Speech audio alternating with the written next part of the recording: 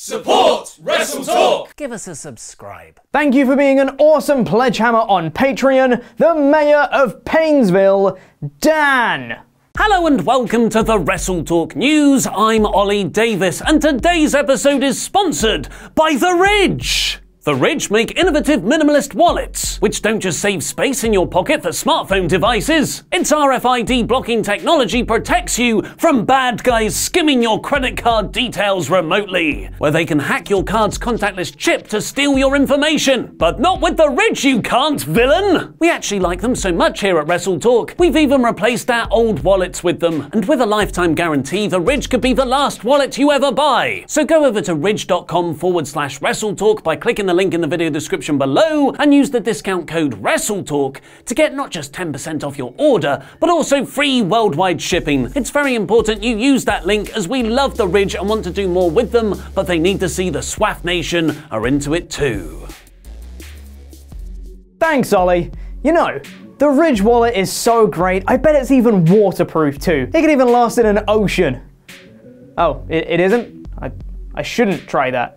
Speaking of convoluted segues, speaking of oceans, following the success of Chris Jericho's Rockin' Wrestling Rager at Sea, a second Rockin' Wrestling Rager at Sea was announced almost immediately following the first one. And between the two cruises, there's this little t-shirt company called AEW that's been formed. For the Rockin' Wrestling Rager at Sea Part 2 Second Wave, that's a long title, it's now been confirmed that Kenny Omega, the Young Bucks, Cody, Hangman Page, Brandy Rhodes, MJF, Britt Baker, Jungle Boy, and Nyla Rose will all be appearing on the cruise. They'll be joining such stars as Ric Flair, DDP, Scott Hall, Kevin Nash, X-Pac, Vicky Guerrero, Jake the Snake Roberts, and many, many more. The first cruise was most definitely a success, and the matches that took place on the ship were streamed through Fight TV. For the Rockin' Wrestling Rager Judgment Day, though, Jericho thinks they'll be taking it up a notch. This past Friday, Jericho took to Twitter to reveal that Jungle Boy would be a part of the lineup for the Rockin' Wrestling Rager at Sea Reloaded, and a fan responded to him, asking whether the matches on board this time would be on Fight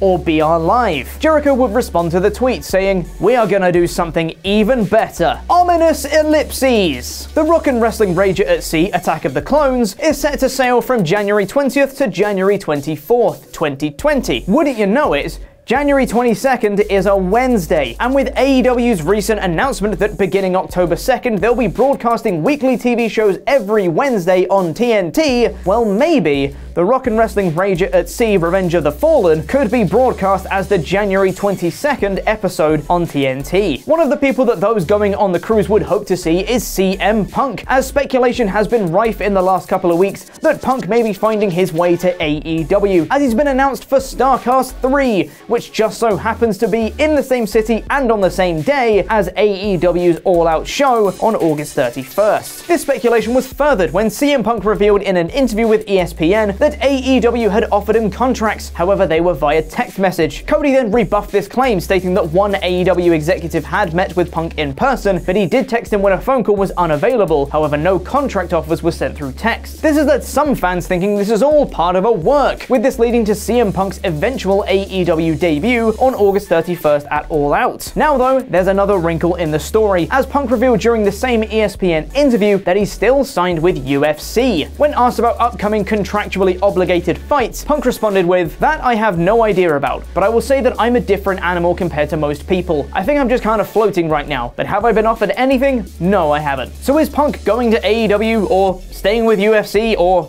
neither? Well, according to AEW Executive Vice President Cody Rhodes, there might be a fourth option. Rhodes responded to a fan on Twitter who was asking more about the claim that Punk made about receiving contract offers through text. Cody responded with, "I think he was misquoted. I know one of us had met with him in person, and yes, I texted him plenty when we couldn't connect on the actual phone, but not a contracted offer. I wouldn't be surprised if he went back to WWE. Regardless, great wrestler and guy. Door is open if he wants it." CM Punk to WWE confirmed?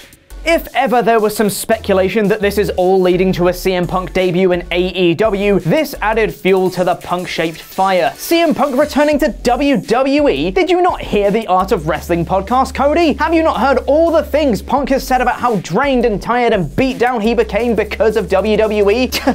Don't think you can fool us, Cody. This is all a work. And it'll be CM Punk to AEW confirmed forever.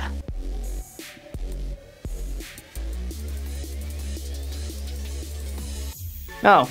According to Dave Meltzer of The Wrestling Observer, however, this is absolutely not a work, and AEW legitimately have no plans to use CM Punk. I think some people are reading this as some sort of work, but it's not. He could always change his mind, and of course they'll take him. Well, CM Punk not to AEW confirmed? This whole scenario was turning my brain into a pretzel. CM Punk possibly confirmed for AEW, or UFC, or WWE, or none of those. Alright, cool. Glad we cleared that up. Ollie and Luke are on Screenstalker today to talk about the new Avengers Endgame ending being released. So subscribe to Screenstalker right now by pressing the button on the screen, and they'll be going through your comments as well.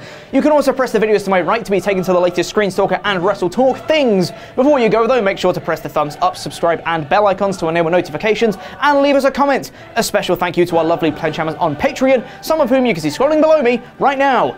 I've been Chopper Pete Quinnell, and that was wrestling.